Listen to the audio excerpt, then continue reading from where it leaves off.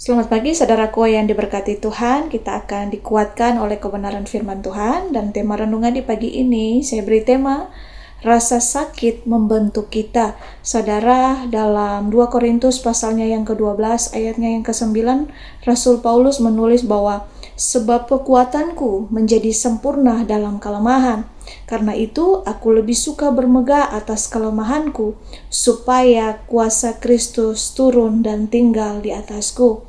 Saudara, renungan dengan tema rasa sakit membentuk kita ini menjadi lebih seperti Tuhan, lebih kuat dan lebih bijak. Nah, ayat firman Tuhan di pagi ini mengajarkan setiap kita bahwa rasa sakit dan kelemahan kita dapat menjadi kesempatan bagi Tuhan untuk menunjukkan kekuatannya. Nah, ketika kita ini menghadapi rasa sakit dan kelemahan, kita dapat memilih untuk mengandalkan Tuhan dan mempercayai Tuhan, atau kita dapat mencoba untuk mengatasi sendiri dengan memakai kekuatan kita. Nah, rasa sakit itu dapat memiliki beberapa tujuan, seperti yang pertama, saudara, itu membentuk kita menjadi pribadi lebih seperti Kristus. Nah, rasa sakit dapat membantu kita untuk menjadi lebih seperti Kristus, lebih sabar, lebih bijak, dan juga lebih penuh kasih. Dan rasa sakit juga mengajarkan kita untuk mengandalkan Tuhan. Rasa sakit dapat mengajarkan kita untuk mengandalkan Tuhan, mempercayai Tuhan dengan segenap hati, bukan mengandalkan kekuatan kita. Dan membuat kita ini lebih punya empati.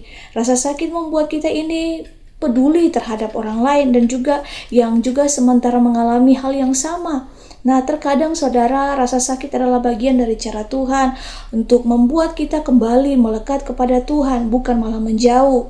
Nah, ingat saudara, Tuhan punya tujuan dan rencana yang terbaik bagi setiap kehidupan kita, dan rencana Tuhan tidak akan pernah gagal. Nah, saudara, Tuhan memang memiliki cara terbaik untuk kehidupan kita dan rencananya tidak pernah gagal. Maka rasa sakit dan kesulitan akan menjadi kesempatan bagi kita untuk mendekatkan diri kepada Tuhan. Nah, Tuhan tahu apa yang terbaik untuk kita dan Dia selalu bekerja untuk kebaikan kita.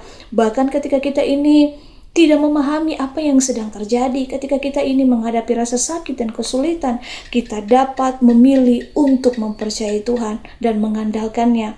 Nah, saudara, Tuhan memiliki rencana yang indah bagi setiap kita. Nah, bagaimana saudara cara untuk kita ini menanggapi rasa sakit? Nah, mari kita bawa rasa sakit itu kepada Tuhan. Jangan kita lari, mari kita curahkan isi hati kita kepada Tuhan. Kita berdoa dan memohon penghiburan dan tuntunan daripada Tuhan.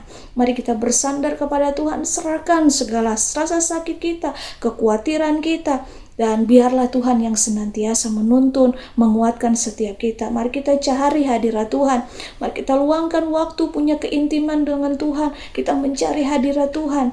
Dan kita tahu bahwa di dalam Tuhan itu selalu kita mendapatkan kekuatan baru. Kita harus mempercayai rencana Tuhan meskipun kita mungkin tidak mengerti mengapa hal ini terjadi, mengapa demikian. Kita dapat mempercayai bahwa Tuhan punya tujuan dan rencana yang besar dalam setiap kehidupan kita. Sebagaimana firman Tuhan dalam Yesaya pasalnya yang ke-55, ayatnya yang ke-8 sampai ayatnya yang ke-9 dikatakan, sebab pikiranku bukanlah pikiranmu dan jalanmu bukanlah jalanku. Saudara, dengan rasa sakit juga ini dapat membangun karakter setiap kita.